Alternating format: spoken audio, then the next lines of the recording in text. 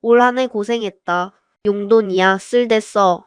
그 시각 셋째 며느리 하윤서 씨는 싱크대 앞에서 32개의 제사 그릇을 닦고 있었습니다. 새벽 4시부터 12시간 동안 28가지 음식을 혼자 만들고 87만 원의 재료비를 혼자 냈습니다. 돌아온 것은 반찬통 4개뿐이었습니다. 그런데 더 충격적인 사실이 남아 있었습니다. 매달 시어머니에게 보낸 150만 원, 그 돈이 고스란히 형님들 주머니로 흘러가고 있었다는 것을. 3년간 2,400만 원이었습니다. 거기에 남편마저 아내 몰래 시어머니에게 돈을 보내며 가계부에 숨기고 있었습니다. 8년간 식모처럼 부려지고 돈줄로 이용당한 며느리. 세무사라는 직업이 만든 치밀한 머릿속에서 하나의 계획이 세워지기 시작합니다. 생활비를 끊자 다급하게 걸려온 시어머니의 전화, 애미야 살려다오. 과연 하윤서 씨는 이 상황을 어떻게 해결했을까요? 오늘의 사연 시작합니다.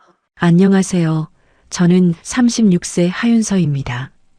개인 세무사 사무소를 운영하고 있습니다. 남의 회사 장부는 한 푼까지 따지면서 정작 제 돈이 어디로 흘러가는지는 8년간 모른 척 살았습니다. 매달 150만 원씩 시댁에 보낸 생활비가 형님들 용돈으로 둔갑하고 있었고 명절마다 혼자 제사상을 차리면서도 돌아오는 건 반찬통 뿐이었습니다. 병원에 쓰러지고 나서야 눈을 떴습니다. 세무사가 숫자를 들이대면 어떤 일이 벌어지는지 제 이야기를 들어주십시오. 추석 연휴를 사흘 앞둔 새벽 4시, 저는 7살 서연이를 겨우 재우고 부엌에 서 있었습니다. 휴대폰 화면이 환하게 빛났습니다. 시어머니 장복래 여사가 카카오톡으로 보내온 사진 3장, 손글씨로 빼곡히 적힌 제사 음식 목록이었죠. 동태전, 녹두전, 갈비찜, 잡채, 시금치나물, 고사리나물, 도라지나물. 세어보니 28가지였습니다. 저는 냉장고 문을 열어 남은 재료를 확인하며 장보기 목록을 적기 시작했습니다.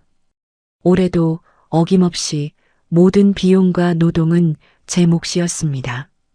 다음 날 아침 태균이 와이셔츠 단추를 잠그며 부엌을 지나갔습니다. 식탁 위에 쌓인 제사 재료 봉지 8개를 흘끗 보더니 현관으로 향했죠. 나 먼저 나간다. 태균이 구두를 신으며 툭 던진 말이었습니다. 저는 서연이 어린이집 가방에 물통을 넣으며 대꾸하지 않았습니다. 오전 10시까지 거래처 기장 마감이 있었고 서연이 등원도 제가 해야 했으니까요. 이를 악물었습니다. 추석 당일 아침 시댁 현관문을 열자마자 시어머니 목소리가 날아왔습니다. 윤서야, 갈비찜 이거 다야? 시어머니가 제가 내려놓은 상자 뚜껑을 열며 이마를 찌푸렸습니다. 작년엔 이것보다 훨씬 많았는데 손님이 줄었나? 어머니, 올해도 같은 양이에요.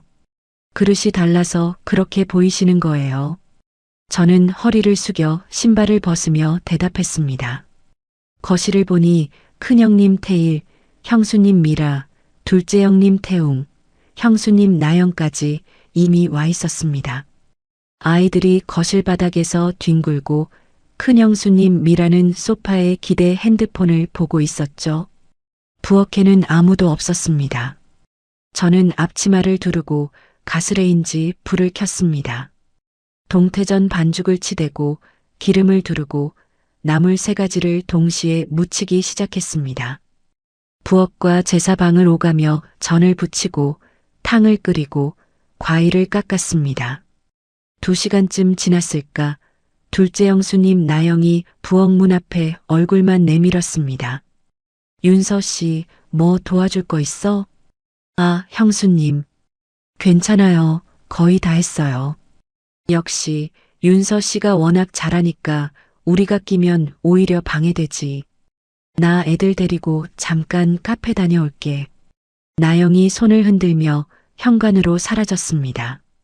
저는 뜨거운 기름이 튀는 프라이팬 앞에서 입술을 깨물었습니다.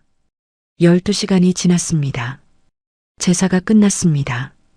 저는 싱크대 앞에서 32개의 제사 그릇에 수세미를 대고 있었습니다.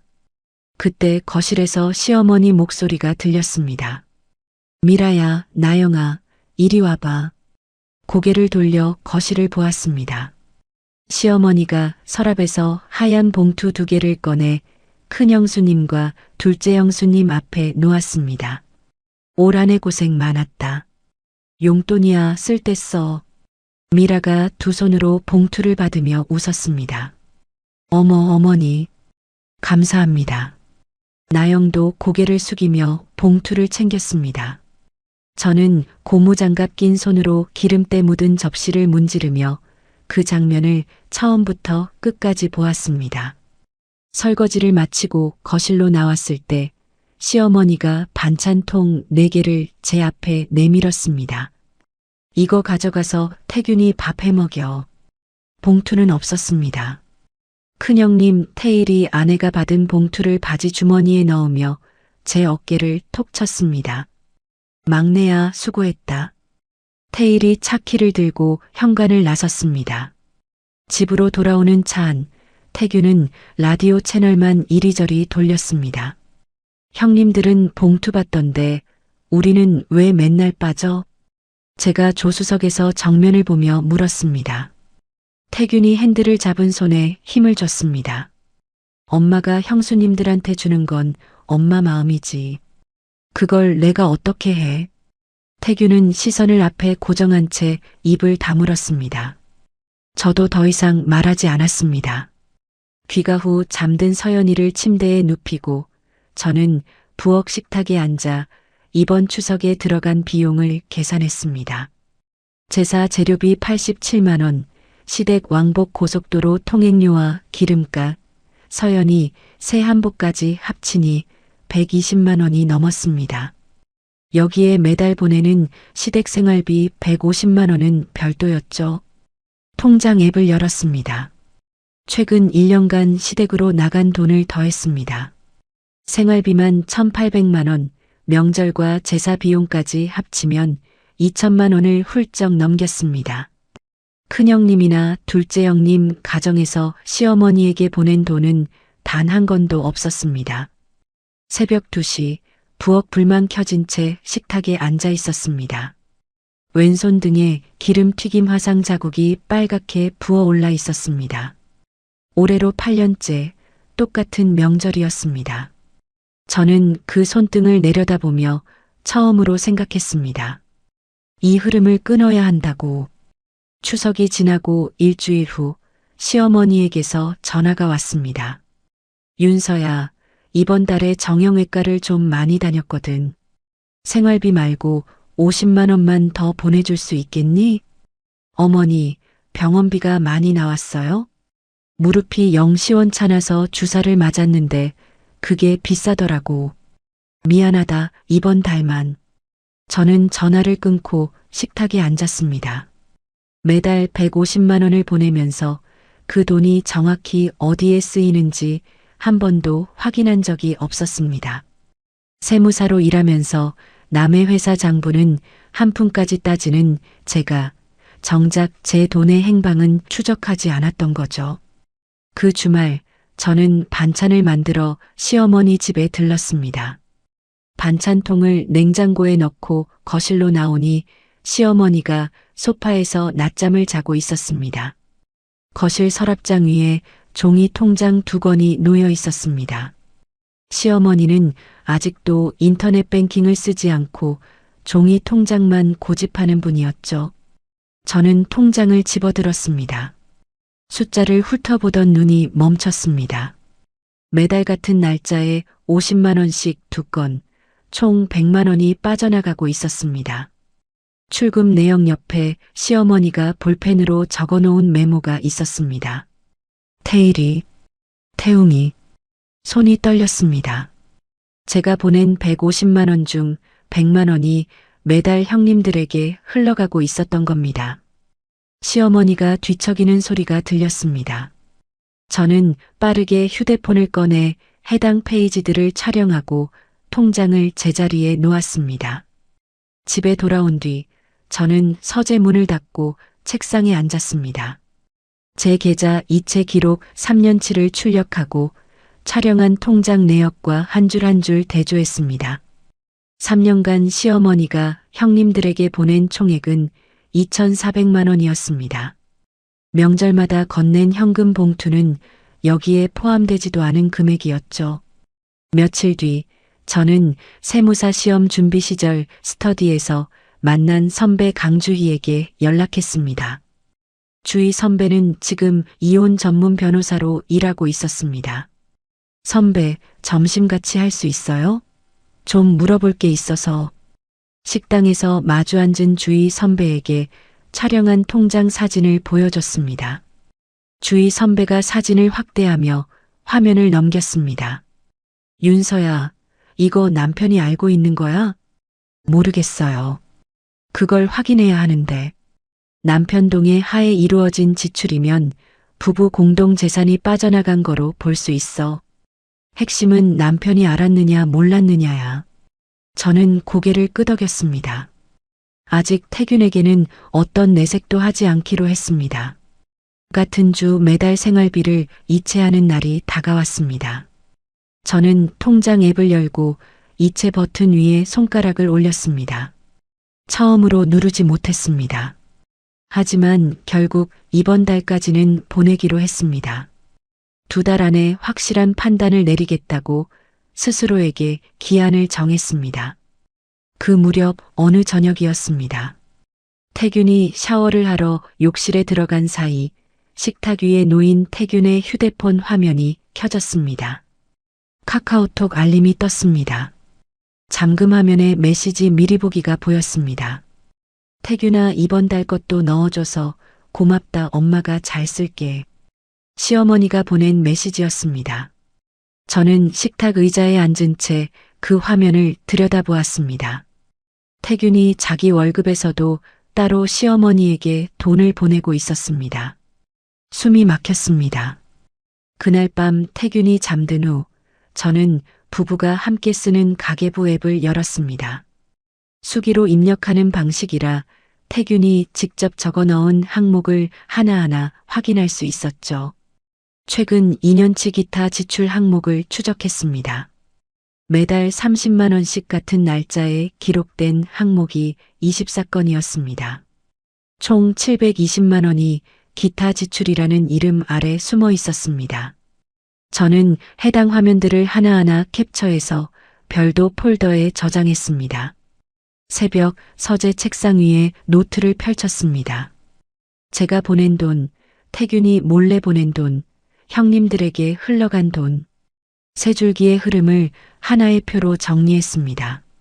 제가 3년간 시댁에 보낸 생활비 5,400만 원, 그중 형님들에게 흘러간 돈 2,400만 원, 태균이 2년간 몰래 보낸 돈 720만 원, 명절 제사 비용 3년치 별도. 숫자들이 한눈에 들어왔습니다. 이 가족 안에서 제가 어떤 위치에 있었는지 숫자가 말해주고 있었습니다. 저는 노트를 덮고 서재 불을 껐습니다.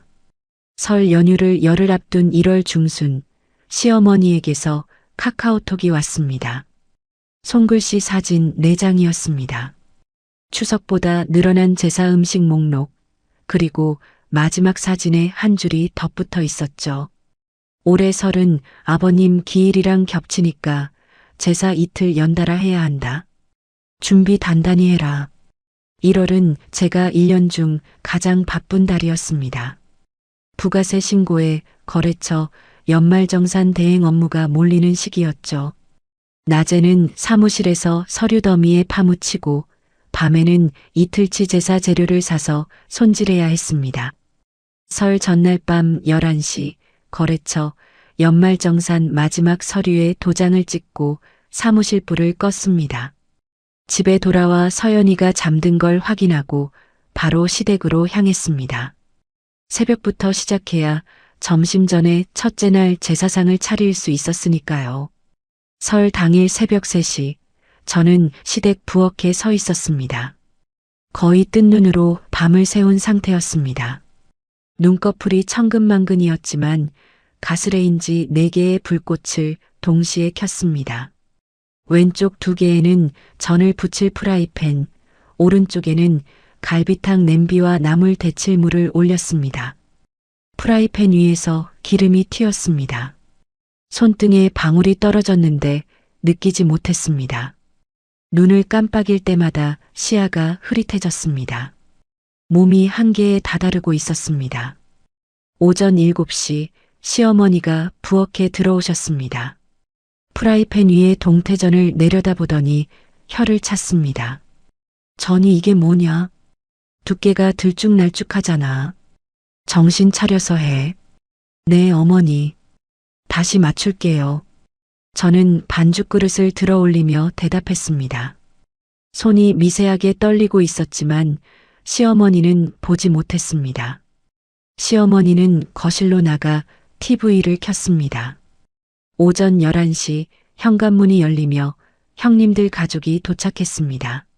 아이들이 우르르 거실로 몰려들었고 웃음소리가 집안에 퍼졌습니다. 큰형수님 미라가 코트를 벗으며 부엌으로 들어왔습니다. 프라이팬 위에서 지글거리는 동태전을 내려다보았습니다. 윤서 씨, 이거 색이 좀 어둡지 않아? 불 조절을 잘못한 것 같은데. 미라가 고개를 갸웃하며 프라이팬을 가리켰습니다. 아, 형수님. 기름 온도가 좀 높았나 봐요. 다음 판은 맞출게요. 응, 손님상에 올리는 건데 신경 좀 써야지. 미라가 거실로 돌아갔습니다. 잠시 후 둘째 형수님 나영이 제사방에서 나왔습니다. 과일 접시 하나를 들고 부엌 문 앞에 섰습니다. 윤서 씨, 과일 배열이 틀렸어. 조유리 씨 순서인데 배가 여기 있으면 안 되지. 나영이 배와 감 위치를 바꿔 놓았습니다. 아, 네. 감사합니다, 형수님. 나 이거만 해줄게. 나머지는 윤서 씨가 워낙 잘하니까. 나영이 손을 털며 거실로 돌아갔습니다. 저는 대꾸할 기력이 없었습니다. 고개를 숙이고 다음 요리로 손을 옮겼습니다. 오후 내내 부엌과 제사방을 쉼없이 오갔습니다. 다리가 무거웠습니다. 한 번은 나물 접시를 들고 가다가 문턱에 발이 걸려 비틀거렸습니다.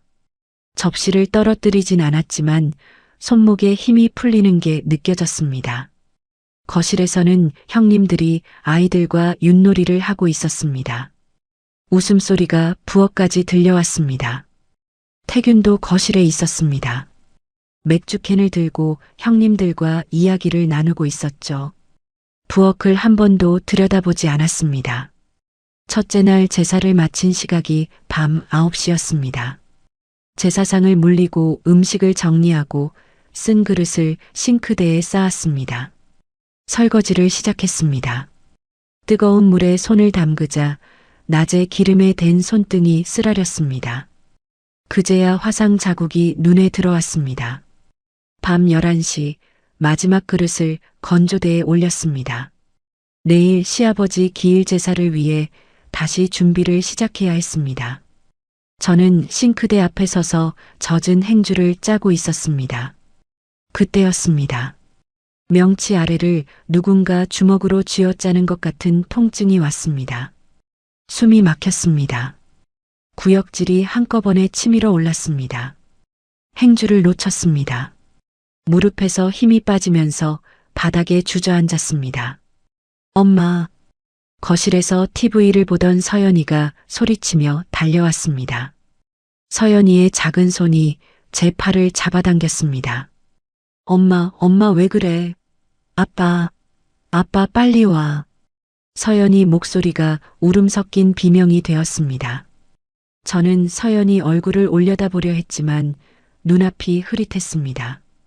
태균이 뛰어오는 발소리가 들렸고 119에 전화하는 태균의 목소리가 멀어졌다 가까워졌다 했습니다. 응급실 침대에 누워 수액을 맞았습니다. 의사가 말했습니다. 과로와 스트레스가 겹쳐 위가 심하게 상했다고. 최소 2주는 절대 안정이 필요하다고. 이 상태로 무리하면 더 깊이 나빠질 수 있다고. 천장의 형광등이 눈에 아렸습니다. 수액줄이 연결된 왼팔이 무겁게 늘어져 있었습니다. 병실 문이 열리는 소리가 났습니다. 태균이 들어왔습니다. 침대 옆 의자에 앉았습니다. 제 얼굴을 보지 않고 바닥을 내려다보며 입을 열었습니다. 엄마가 지금 전화해서 난리야. 내일 아버지 기일 제사는 어떡하냐고. 음식은 누가 하냐고. 저는 태균의 옆 얼굴을 올려다보았습니다. 괜찮냐는 말이 없었습니다. 아프냐는 말도 없었습니다. 첫마디가 제사였습니다. 수액 바늘이 꽂힌 손등보다 그 한마디가 더 정확하게 제 안에 마지막 남은 무언가를 부러뜨렸습니다.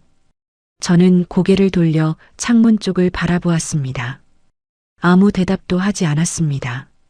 이튿날 아침 병실 문을 열고 들어온 사람은 외숙모 한정임이었습니다. 시어머니가 아니었습니다. 형님들도 아니었습니다. 태균도 아닌 외숙모만이 비닐봉지 하나를 들고 서 있었습니다. 죽을 끓여오신 거였습니다. 외숙모가 침대 옆 의자를 끌어당겨 앉으며 제 손을 잡았습니다. 말이 없었습니다. 초췌한 제 얼굴을 한참 들여다보셨습니다. 외숙모의 손에 힘이 점점 들어갔습니다. 윤서야. 네, 숙모. 내가 이렇게까지 해야 하는 집이면 그 집이 잘못된 거야. 외숙모의 눈이 붉어져 있었습니다. 저는 아무 말도 하지 못하고 고개를 돌렸습니다. 창밖으로 겨울 하늘이 회색빛이었습니다. 병원에 있는 이틀 동안 시어머니에게서 온 연락은 문자 한 통이었습니다. 기일 제사를 태균이가 배달 음식으로 했는데 체면이 말이 아니다. 빨리 나아라. 큰형님, 둘째 형님 가족에게서는 아무 연락도 없었습니다. 전화 한 통, 문자 한 줄도 오지 않았습니다. 퇴원 날 택시를 타고 집에 도착했습니다. 현관문을 열었습니다. 싱크대에 이틀치 설거지가 쌓여 있었습니다. 거실에는 서연이 옷가지가 널브러져 있었고 재활용 쓰레기통에는 배달 음식 용기가 넘쳐나고 있었습니다. 서연이 밥도 이틀간 전부 배달로 때웠다는 뜻이었습니다. 저는 현관에 선 채 한동안 움직이지 못했습니다. 외숙모의 말이 머릿속에서 맴돌았습니다. 내가 이렇게까지 해야 하는 집이면 그 집이 잘못된 거야. 그날 밤 서연이를 재우고 서재 책상에 앉았습니다. 서랍에서 2달 전에 정리해둔 노트를 꺼냈습니다. 돈의 흐름이 적힌 표를 다시 펼쳐보았습니다. 더 이상 기한을 미룰 이유가 없었습니다. 저는 노트 마지막 페이지를 펼치고 볼펜을 집어들었습니다. 계획이라고 적었습니다. 그 아래 첫 번째 줄에 썼습니다. 1. 생활비 중단. 퇴원 후 2주간 자택에서 요양을 마친 2월 첫째 주 월요일 아침, 저는 서연이를 어린이집에 보낸 뒤 곧장 강주의 선배의 사무실을 찾아갔습니다. 선배, 이혼을 전제로 준비를 시작하려고요. 주희 선배가 책상 위에 서류를 옆으로 밀어놓고 저를 바라보았습니다. 확실한 거야? 네. 저는 가방에서 USB를 꺼내 책상 위에 올려놓았습니다. 시어머니 종이 통장 촬영본, 태균의 가계부 위장 송금 캡처, 3년치 생활비, 이체 내역이 들어있었습니다. 주희 선배가 USB를 노트북에 꽂고 파일을 하나씩 열었습니다. 화면을 넘기던 선배의 손이 멈췄습니다. 윤서야, 이 정도면 재산 나눌 때 유리하게 갈 수 있어. 근데 생활비 끊는 시점부터 상대방 반응을 기록으로 남겨야 해. 날짜, 시간, 내용 전부 다. 알겠어요. 그날부터 저는 시어머니와 태균의 모든 통화, 문자, 카카오톡 메시지를 날짜별로 정리하기 시작했습니다. 그 주 금요일이 왔습니다. 매달 생활비를 이체하던 바로 그날이었죠. 저는 통장 앱을 열지 않았습니다. 대신 시어머니에게 전화를 걸었습니다.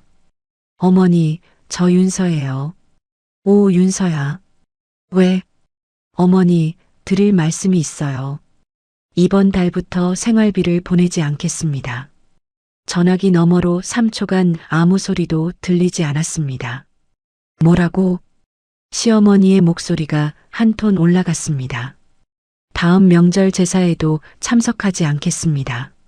아니, 이게 지금 무슨 소리야? 윤서야, 너 지금 제정신이야? 시어머니가 숨을 몰아쉬며 소리쳤습니다. 느닷없이 생활비를 끊어? 내가 뭘 어쨌다고. 8년 동안 해오던 걸 갑자기 끊으면 내가 어떻게 사냐고. 저는 수화기를 귀에 붙인 채 시어머니의 말을 끝까지 들었습니다. 목소리가 점점 높아졌다가 거친 숨소리로 바뀌었다가 다시 고함이 되었습니다. 저는 시어머니가 말을 멈춘 뒤에 입을 열었습니다. 어머니, 결정은 변하지 않습니다. 전화를 끊고 바로 기록 파일을 열었습니다.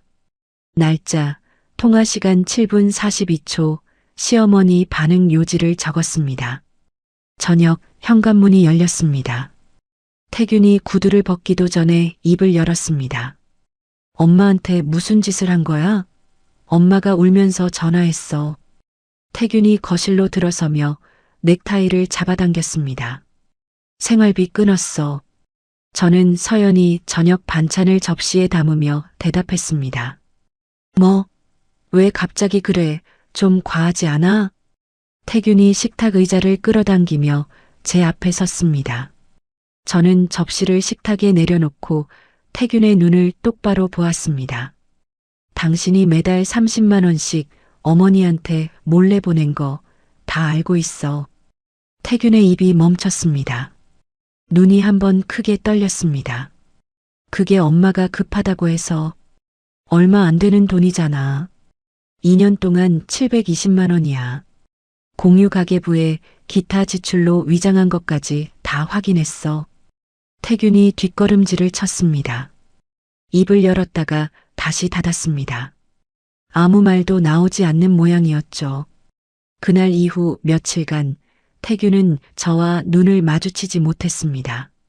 퇴근하면 거실 소파에 앉아 핸드폰만 들여다보다가 생각할 시간을 달라는 말만 되풀이했습니다. 시어머니는 하루에 서너 번씩 전화를 걸어왔지만 저는 받지 않았습니다. 매번 남겨진 음성 메시지를 확인하고 저장했습니다. 생활비를 끊은 지 열흘째 되는 날이었습니다. 오후 2시 현관 초인종이 울렸습니다. 윤서야, 문 열어. 시어머니 목소리였습니다. 저는 안방에서 놀고 있던 서연이를 먼저 안방문 안쪽으로 데려다 놓았습니다. 서연아, 엄마가 잠깐 손님 오셔서 이야기하고 올게. 여기서 그림 그리고 있어. 서연이가 고개를 끄덕였습니다. 저는 안방 문을 닫고 현관으로 걸어가 문을 열었습니다. 시어머니가 구두를 벗으며 거실로 들어왔습니다. 코끝이 빨갛고 눈이 부어 있었습니다. 저는 시어머니 맞은편에 앉았습니다. 내가 돈을 안 보내면 내가 어떻게 살라고 그러니? 관리비도 밀렸어. 시어머니가 식탁을 손바닥으로 내려쳤습니다. 어머니, 8년 동안 한 번도 안 빠지고 보내던 걸 이렇게 하면 되겠냐고. 어머니, 큰아들, 둘째 아들이 계시지 않습니까? 시어머니의 손이 멈췄습니다. 8년 동안 왜 저한테만 이러셨습니까? 시어머니가 저를 올려다보았습니다. 입이 열렸다가 닫혔습니다. 아무 대답이 나오지 않았습니다. 시어머니가 천천히 자리에서 일어나 현관으로 향했습니다. 구두를 신는 시어머니의 등이 작게 떨리고 있었습니다. 현관문이 닫혔습니다. 저는 그 뒷모습을 보고 서재로 들어갔습니다. 노트를 펼치고 볼펜을 들었습니다. 1단계 완료. 생활비가 끊긴 지 한 달이 지난 3월 초였습니다. 시어머니의 국민연금은 월 40만 원이었습니다. 아파트 관리비와 정형외과 치료비를 감당하기엔 턱없이 부족한 금액이었죠. 관리비가 2달째 밀렸고 관리사무소에서 우편물이 날아왔습니다. 다음 달까지 내지 않으면 전기와 수도를 끊겠다는 내용이었습니다. 시어머니가 가장 먼저 전화를 건 사람은 큰아들 태일이었습니다. 태일아, 이번 달만 좀 도와줄 수 있겠니? 관리비가 밀려서 큰일 났다. 엄마, 나도 지금 빠듯해. 애들 학원비에 대출이자까지 나가는데 여유가 없어. 태일아, 엄마 나중에 다시 전화할게. 태일이 전화를 끊었습니다. 통화 시간 10초였습니다. 시어머니는 바로 둘째 태웅에게 전화를 걸었습니다. 태웅아, 형한테도 말했는데 형이 안 된다고 하더라. 너라도 좀. 엄마, 형이 안 도와준다는데 왜 나한테 그래? 나도 형편이 안 돼. 태웅이 전화를 끊었습니다. 8년간 매달 50만 원씩 받아가던 아들들이었습니다. 같은 시각 저는 주위 선배의 사무실에 앉아 있었습니다. 이혼 서류 초안을 검토하고 있었죠. 재산 나누기 항목에 태균에 몰래 보낸 돈 720만 원과 시댁으로 빠져나간 생활비 중 부부 공동재산에서 부당하게 나간 부분을 정리한 명세서를 완성했습니다. 선배, 이 정도면 될까요? 주위 선배가 명세서를 한 장씩 넘기며 고개를 끄덕였습니다. 충분해. 숫자가 명확하니까 상대 측에서 반박하기 어려울 거야. 3월 새학기 학부모 상담이 있었습니다. 서연이 어린이집 담임 선생님이 조심스럽게 입을 열었습니다. 어머니, 서연이가 요즘 친구들한테 자꾸 그런 말을 해서요. 무슨 말이요? 우리 엄마 아빠 맨날 싸운다고. 아빠가 거실에서 잔다고. 좀 불안해하는 것 같아요. 가정에서 정서적으로 좀 안정이 되면 좋겠습니다. 저는 선생님에게 고개를 숙이고 상담실을 나왔습니다. 복도에 서서 한참 동안 움직이지 못했습니다. 이혼 후 서연이를 위한 환경을 더 단단히 준비해야 한다는 확신이 굳어졌습니다. 퇴근 후 외숙모에게 전화를 걸었습니다. 숙모, 앞으로 상황이 어떻게 되든 서연이를 부탁드려요. 윤서야, 무슨 일이야? 목소리가 왜 그래? 자세한 건 나중에 말씀드릴게요. 서연이만 부탁드려요. 알겠다. 서연이는 걱정 마. 그 주말 외숙모가 서연이를 데리고 놀아주러 집에 오셨습니다. 외숙모가 부엌에 들어서더니 냉장고 문을 열었습니다. 서연이 반찬통만 가득하고 얼음밥은 거의 없었습니다. 윤서야, 너는 뭘 먹고 사니?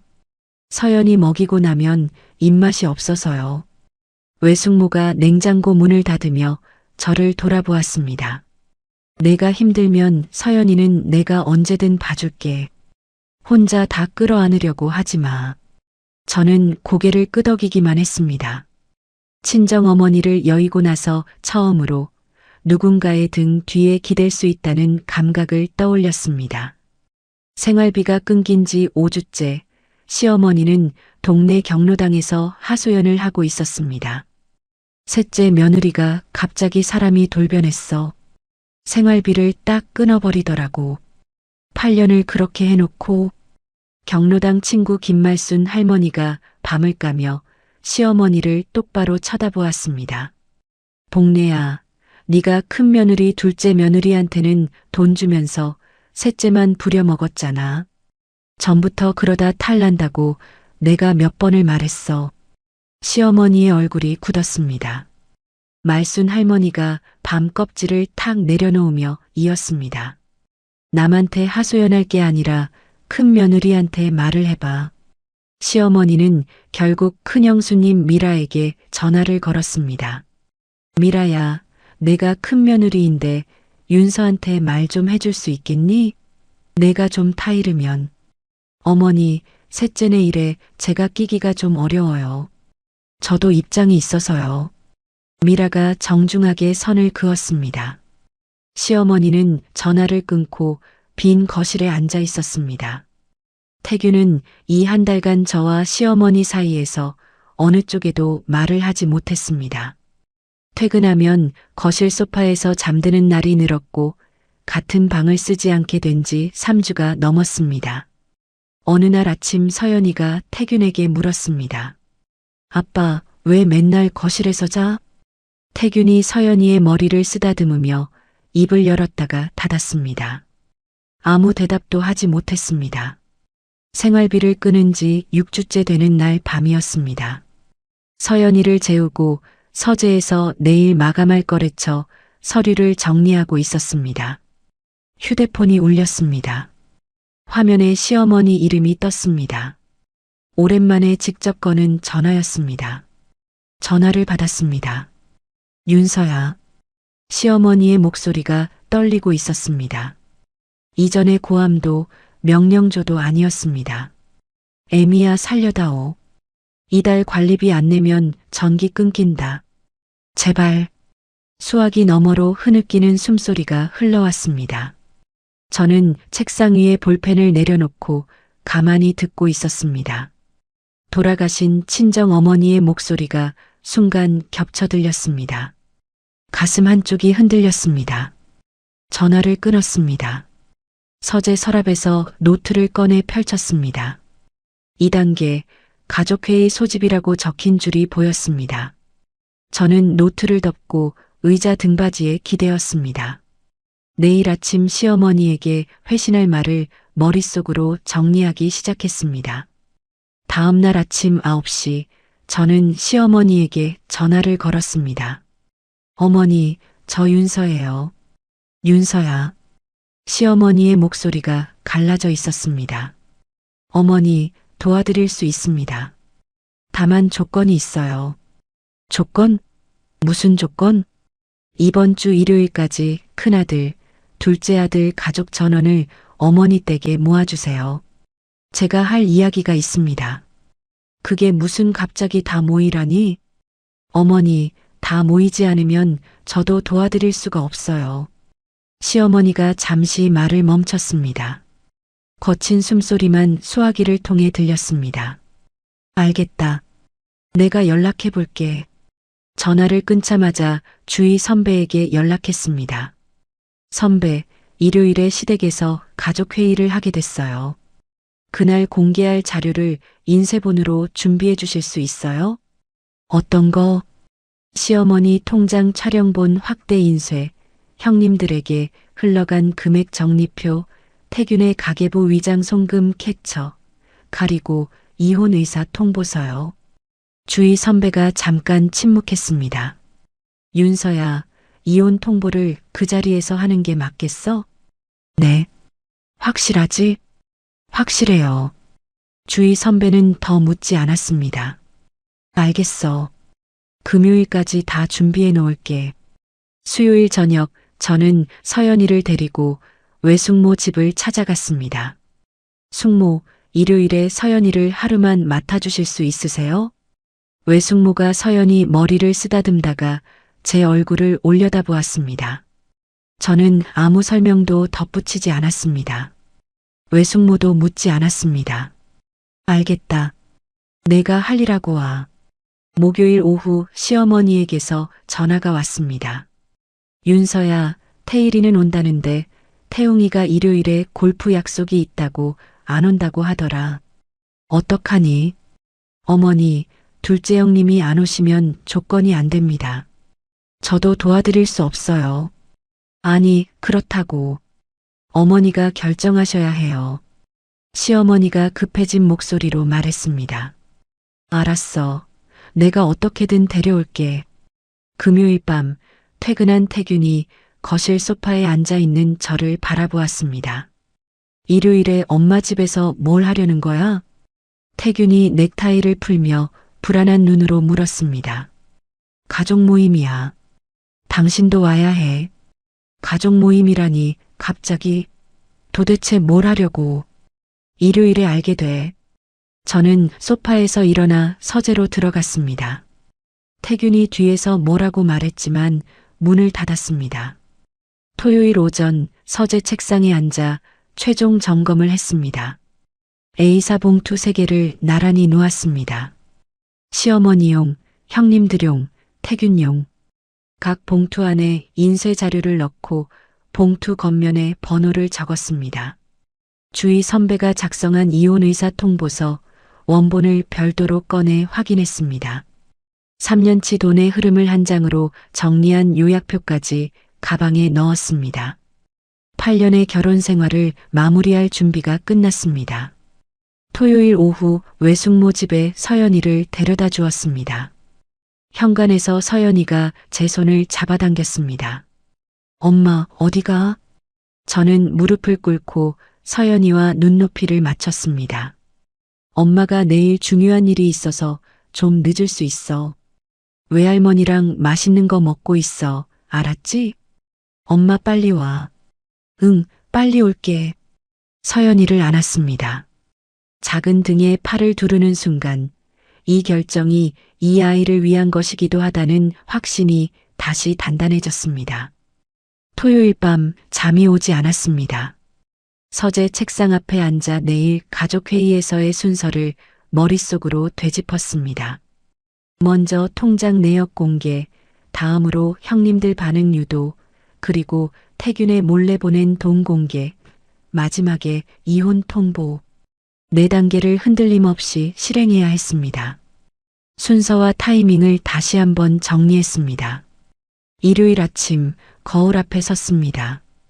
8년 전 결혼식 이후 처음으로 시댁 행사에 정장을 차려입었습니다. 시어머니에게 잘 보이기 위해서가 아니었습니다. 오늘이 마지막이었기 때문입니다.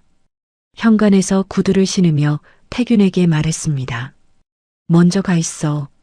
나는 따로 갈게. 윤서야, 도대체 뭘 하려는 거야? 태균이 떨리는 눈으로 저를 바라보았습니다. 저는 대답하지 않고 현관문을 닫았습니다. A사 봉투가 든 가방을 어깨에 메고 엘리베이터를 향해 걸어갔습니다. 시어머니 아파트에 도착한 시각은 오전 11시였습니다. 현관문을 열고 들어서니 거실에 모두 모여 있었습니다. 큰형님 태일과 형수님 미라가 소파 왼쪽에, 둘째 형님 태웅과 형수님 나영이 오른쪽에 앉아 있었습니다. 태균은 식탁 끝 의자에 혼자 앉아 고개를 숙이고 있었죠. 시어머니가 부엌에서 과일을 깎아 접시에 담고 있었습니다. 아무도 말이 없었습니다. 어색한 공기가 거실을 가득 채우고 있었습니다. 저는 구두를 벗고 거실로 걸어 들어갔습니다.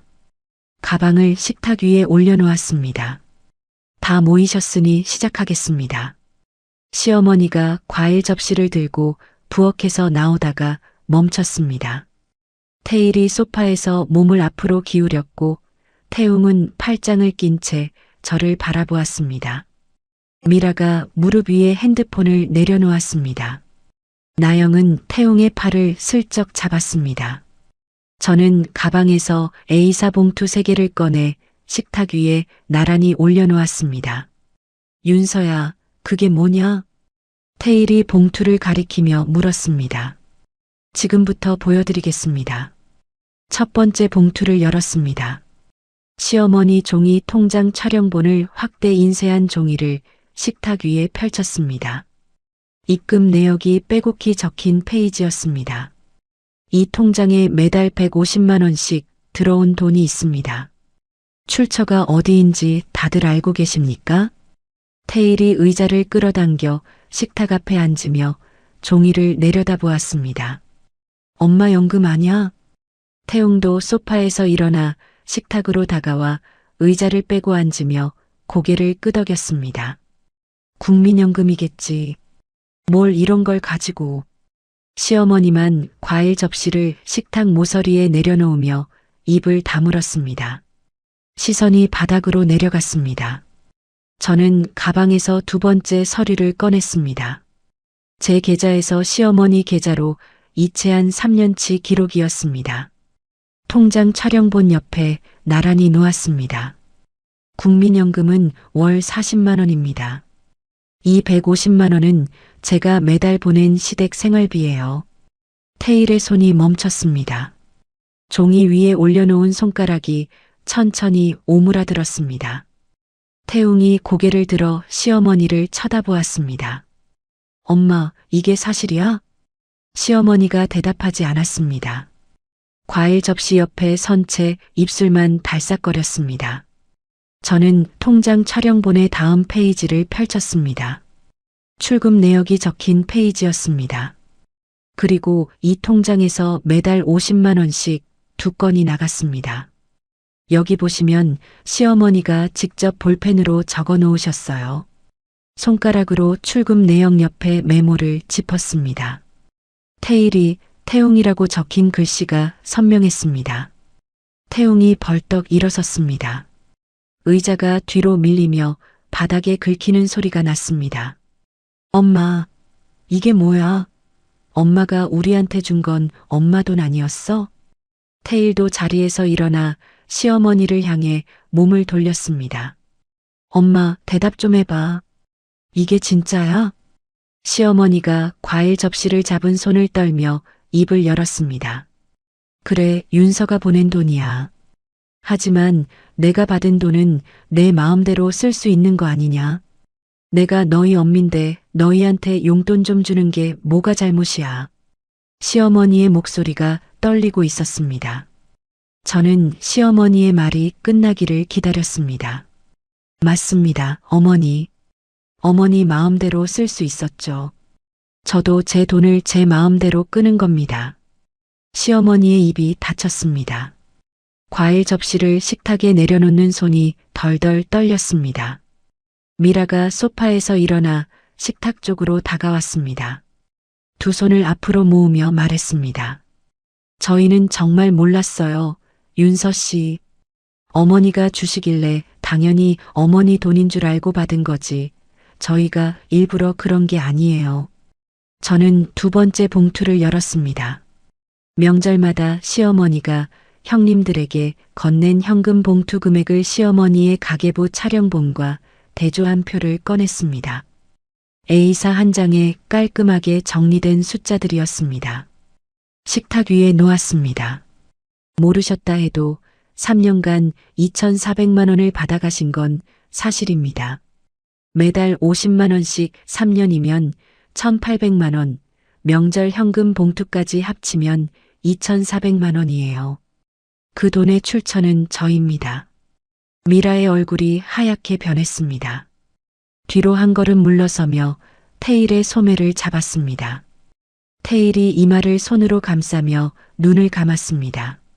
나영은 고개를 푹 숙인 채 자기 무릎만 내려다보고 있었습니다. 거실이 조용해졌습니다. 시계 초침 소리만 또각또각 울렸습니다. 태균이 식탁 끝에서 의자를 밀며 일어섰습니다. 이 정도면 됐잖아. 다 알았으니까 이제 어떻게 할지 이야기하자. 저는 세 번째 봉투를 집어들었습니다. 천천히 봉투 입구를 열었습니다. 서류를 꺼내 태균 앞에 놓았습니다. 공유가계부에 기타 지출로 기록된 항목 캡처 24건, 날짜와 금액이 형광펜으로 표시되어 있었습니다. 당신도 할 이야기가 있지 않아? 태균의 얼굴에서 핏기가 사라졌습니다. 입이 반쯤 열린 채 서류를 내려다보았습니다. 형님들과 시어머니의 시선이 일제히 태균에게 쏠렸습니다. 태균아, 이건 또 뭐냐? 태일이 태균을 향해 물었습니다. 태균이 이마에 맺힌 땀을 손등으로 닦았습니다. 입술을 몇 번 달싹이다가 겨우 말을 꺼냈습니다. 엄마가 급하다고 해서 한 달에 조금씩이 아니야. 제가 태균의 말을 잘랐습니다. 매달 30만 원씩 2년간 720만 원이야. 우리 공유 가계부에 기타 지출이라고 적어놓고 숨긴 거잖아. 태균의 고개가 천천히 내려갔습니다. 양손이 허벅지 위에서 주먹을 쥐었습니다. 아무 말도 하지 못했습니다. 당신은 중립이 아니었어. 처음부터 어머니 편이었으면서 나한테 숨긴 거야. 양쪽 말이 다 맞다고 하면서 뒤에서는 몰래 돈을 보내고 있었잖아. 태균의 어깨가 움츠러들었습니다. 고개를 들지 못했습니다. 저는 가방 안쪽에서 마지막 서류를 꺼냈습니다. 흰 봉투에 담긴 한 장짜리 문서였습니다. 주희 선배가 작성한 이혼 의사 통보서였습니다.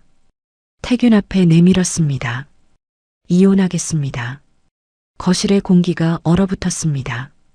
시어머니가 식탁을 양손으로 짚으며 소리쳤습니다. 이혼이라니, 내가 감히. 서연이는 어떡하려고. 태일이 한 발짝 앞으로 나서며 손을 내저었습니다. 막내야, 아무리 화가 나도 이건 좀 심하지 않냐? 가족끼리 이렇게까지 할 일이야? 앉아서 이야기를 하자. 저는 태일을 똑바로 보았습니다. 큰형님, 태일의 눈을 피하지 않았습니다. 형님이 8년간 제사에 쓰신 비용이 얼마입니까? 태일의 입꼬리가 굳었습니다. 어머니께 보내신 생활비가 얼마입니까? 태일이 대답하지 못했습니다. 숫자가 0인분이 심하다는 말씀은 하지 마십시오.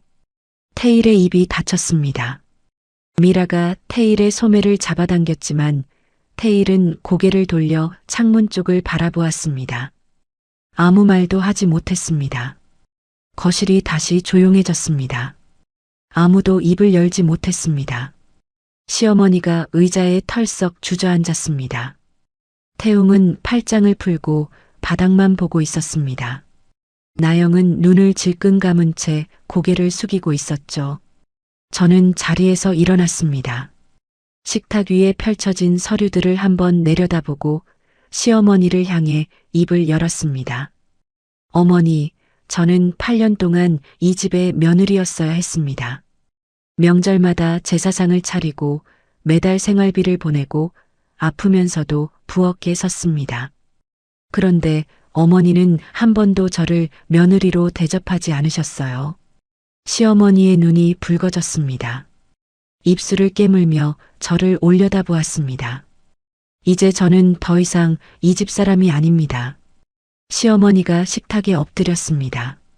어깨가 떨렸습니다. 소리는 나지 않았습니다. 저는 현관으로 걸어가 구두를 신었습니다. 윤서야. 태균이 뒤에서 불렀습니다. 목소리가 갈라져 있었습니다.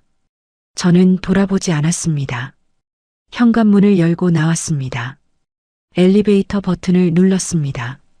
가방 안을 확인했습니다. 남은 서류는 없었습니다. 전부 식탁 위에 놓고 왔습니다. 엘리베이터 문이 열렸습니다. 안으로 들어서서 1층 버튼을 눌렀습니다. 문이 닫히는 순간 어깨에서 힘을 뺐습니다. 가족회의 이후 넉 달이 지난 초여름이었습니다. 아이가 있는 부부가 합의로 이혼할 때 거쳐야 하는 3개월의 숙려 기간이 끝났습니다. 저는 주위 선배와 함께 가정법원에 섰습니다. 이혼 확인 절차를 마무리했습니다. 태균이 몰래 보낸 720만 원과 시댁으로 빠져나간 돈을 반영한 결과 아파트 지분과 예금을 나누는 데서 유리한 조건을 확보했습니다. 서연이의 양육권도 제가 가져갔습니다. 태균은 처음에 조건에 이의를 제기하려 했습니다. 하지만 가계부 위장 내역과 송금 기록 앞에서 태균 쪽 변호사조차 다투기 어렵다는 의견을 냈죠. 결국 제가 제시한 조건을 받아들일 수밖에 없었습니다. 법원 테이블 위에서 서류에 서명하는 태균의 손이 떨리고 있었습니다. 저는 맞은편에 앉아 아무런 동요 없이 지켜보았습니다. 이혼이 확정된 주 저는 외숙모 집 근처에 서연이와 함께 살 작은 집을 계약했습니다. 방 2개짜리 전세였습니다. 서연이 어린이집도 인근으로 옮기는 수속을 밟았습니다. 이삿짐을 풀던 날 외숙모가 오셔서 짐 정리를 도와주셨습니다. 서연이 방에 이불을 깔아주시며 외숙모가 말했습니다. 이제 여기가 너희 집이다. 저는 외숙모의 등 뒤에서 고개를 숙였습니다. 태균에게는 이혼 후 시어머니의 생활비가 고스란히 돌아갔습니다. 밀린 아파트 관리비, 정형외과 치료비까지 떠안게 되면서 8년간 제 뒤에 숨어 피하던 모든 것이 한꺼번에 태균의 어깨를 눌렀습니다. 시어머니는 큰아들 태일과 둘째 태웅에게 연락했습니다. 이제 너희가 나눠서 좀 도와다오. 태균이 혼자 감당하기 힘들다. 태일이 전화를 받고 말했습니다. 엄마, 나도 형편이 안 된다고 했잖아. 태웅은 아예 전화를 받지 않았습니다. 시어머니가 편애하며 용돈을 쥐어주던 아들들이었습니다. 정작 도움이 필요한 순간에는 한 푼도 돌려주지 않았습니다. 이혼 후 첫 추석이 다가왔습니다. 시어머니가 저에게 연락을 시도했지만 저는 이미 번호를 바꾼 뒤였습니다. 외숙모에게 전화가 왔습니다. 윤서야, 시어머니가 나한테 전화를 했더라. 윤서한테 미안하다고 전해달라고. 네, 숙모. 전해 들었습니다. 감사해요. 저는 그 이상의 대답을 하지 않았습니다. 경로당에서 김말순 할머니가 시어머니에게 말했습니다. 복내야, 셋째 며느리한테 그렇게 해놓고 이제 와서 미안하다가 뭔 소용이야. 잘할 때 잘했어야지. 시어머니는 텅 빈 집에서 혼자 밥을 차려 먹고 있었습니다. 8년간 식모처럼 부리던 며느리의 빈자리가 어떤 것인지를 뒤늦게 알게 된 거죠. 태규는 이혼 후 시어머니 집에 들어가 살았습니다. 요리도 집안일도 할 줄 모르는 태균이 시어머니 돌봄까지 감당해야 했습니다. 부엌 싱크대 옆에 배달 음식 용기가 매일 밤 쌓여갔습니다. 한때 그 부엌을 빈틈없이 운영하던 사람이 누구였는지 태규는 비로소 알았을 겁니다. 하지만 그 깨달음으로 되돌릴 수 있는 것은 아무것도 없었습니다. 어느 토요일 오후였습니다. 서연이와 새 집 근처 공원에서 자전거를 타고 돌아오는 길이었습니다. 골목을 돌아 집 앞에 다다르니 외숙모가 현관 앞에 서 계셨습니다. 손에 갓 부친 감자전이 담긴 접시를 들고 있었습니다. 외할머니, 서연이가 자전거에서 내려 외숙모에게 뛰어갔습니다. 외숙모가 허리를 숙여 서연이를 안아 올렸습니다.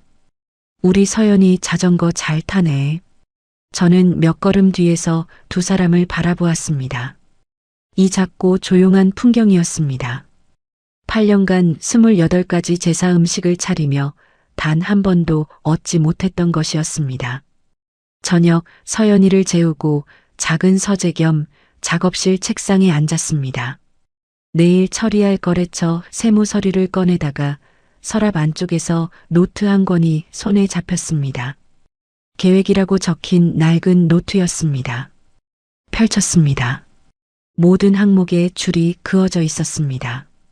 저는 그 페이지를 잠시 들여다본 뒤 노트를 서랍에 넣고 조용히 닫았습니다. 다시는 그 노트를 열 일이 없을 거라는 걸 알고 있었습니다. 여기까지가 제 이야기입니다. 8년이라는 시간 동안 참 많은 것을 참았습니다. 며느리니까, 막내니까, 어머니가 불쌍하니까. 그 말들 뒤에 숨어서 제 자신을 너무 오래 내버려 두었던 것 같습니다.